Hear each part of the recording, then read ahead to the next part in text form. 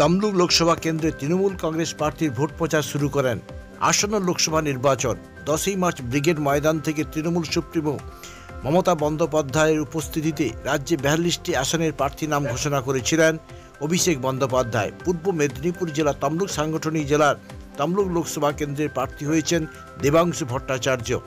আজ 11ই মার্চ সোমবার তমলুক দেওয়াল লেখনের মাধ্যমে নির্বাচনী প্রচার শুরু করলেন দেবাংশু ভট্টাচার্য। তমলুকের নিমতৌড়ি জেলা কার্যালয়ে এসে পৌঁছান দেবাংশু ভট্টাচার্য। দেওয়াল লিখনের মাধ্যমে নির্বাচনী প্রচার শুরু করেন। দেবাংশুর সঙ্গে যোগ দেন কাঁথি লোকসভা কেন্দ্রের প্রার্থী উত্তম বারিক।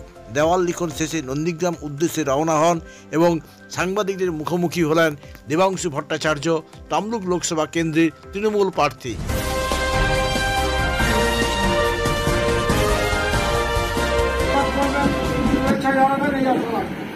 আমরা জেলা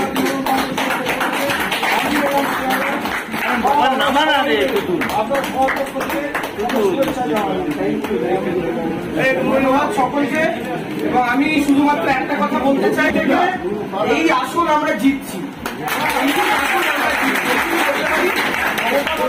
অভিষেক বন্দ্যোপাধ্যায় রঞ্জিতা হাত এসবিআই কে জানাতে হবে। এসবিআই ব্যাংকে সুপ্রিম কোর্ট নির্দেশ দিয়েছে।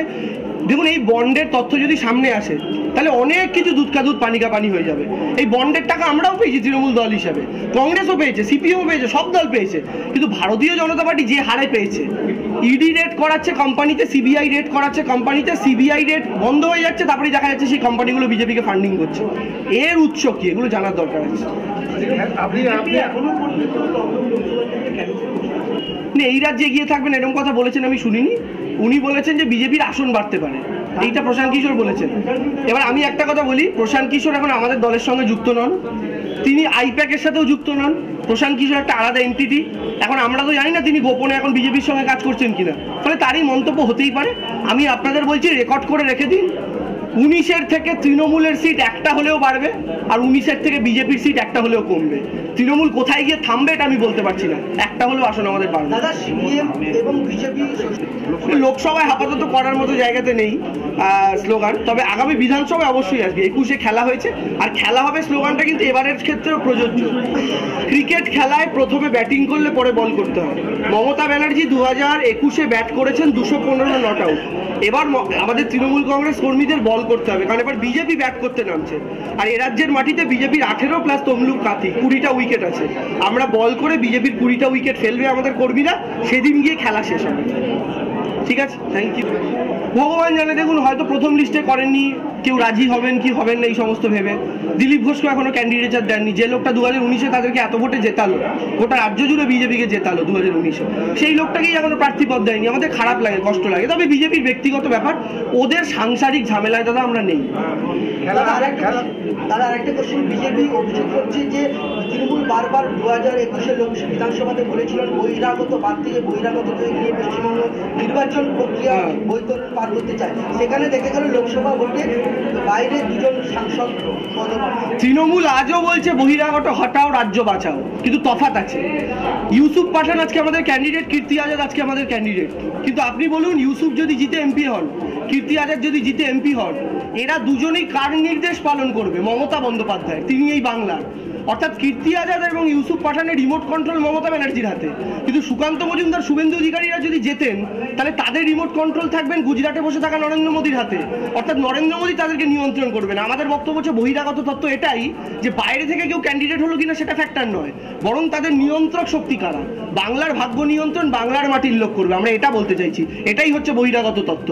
এই বাংলার ভাগ্য নিয়ন্ত্রণ গুজরাটে বসে কেউ করবে না। 2021-এর চমক ছিল প্রচারের ক্ষেত্রে বিধানসভায়, লোকসভায় কি কোনো প্রচার থাকছে তৃণমূলের ক্ষেত্রে? দেখুন, প্রচার অনেক রকম ভাবেই হবে। আমরা মানুষের কাছে পৌঁছানোর জন্য যা যা উপায় আছে সবই আমরা অবলম্বন করব। তার মধ্যে যদি চমক দেখতে পান, অবশ্যই আগামী দিনে দেখা যাবে। আপনারাও আছেন, আমরাও আছি। আপনাদের কোনো অ্যাক্টিভিটিস থাকে প্রচারের ক্ষেত্রে নাকি? দেখুন, ইস্যু তো রোজ আসতে থাকে, বিভিন্ন রকম ইস্যু, তো ফিক্সড কিছু নয়। আমাদের ফিক্সড ইস্যু উন্নয়ন, সেটা নিয়ে আমরা লড়বো, এবং কেন্দ্রীয় সরকারের বঞ্চনা, বিজেপির ব্যর্থতা, এটা আমাদের প্রাইমারি এবং বেসিক। করলো না তৃণমূল কংগ্রেস কুণাল ঘোষকে সোশ্যাল মিডিয়া প্রচার করছে। দল ঠিক করবে কাকে কখন ক্যান্ডিডেট করবে। সিপিএম বিজেপি, আমার এটা খুব ভালো লাগে, খুব মিষ্টি দুটো দল, জানেন তো। এরা নিজেদের দলের চাইতে বেশি তৃণমূলে কে প্রার্থী হলো, তৃণমূলে কি হলো, এই নিয়ে আগ্রহী। আমরা এই জন্যই বলি আমরা হচ্ছি বাংলার দল। বাংলার বিরোধী দলরাও চিন্তিত যে তমলুকে তৃণমূলের টিকিট কুণাল ঘোষ না দেবাংশু, এই নিয়ে তারা আলোচনা করছে। বুঝুন, আমরা কি বিজেপির ক্যান্ডিডেট নিয়ে আলোচনা করছি যে এখানে কেন দিব্যেন্দু দাঁড়ালো না, এখানে কেন বিচারপতি প্রাক্তন দাঁড়াচ্ছেন? আমাদের তো কোনো ব্যাপারই না। বিজেপি যাকে খুঁজে ক্যান্ডিডেট করুক, আমরা সিম্বলটাকে হারাবো আর আমরা আমাদের সিম্বলটাকে জেতাবো। তো বিজেপি সিপিএম উৎসাহিত, আমরা ধন্যবাদ জানাই আমাদের দলকে তো গুরুত্ব দেওয়ার জন্য। কেকার পেস্ট্রিতে জিবে জল সপারি, ওয়াও আশাতে লাজবাব নিউ বিদ্যুৎ বেকারি, টিপটপ টিফিনে और हैप्पी पार्टी, নিউ বিদ্যুৎ বেকারি, মানডে টু সানডে, ছোট বড় সবার পছন্দ একটাই, নিউ বিদ্যুৎ বেকারি, প্রতিদিন চাই চাই।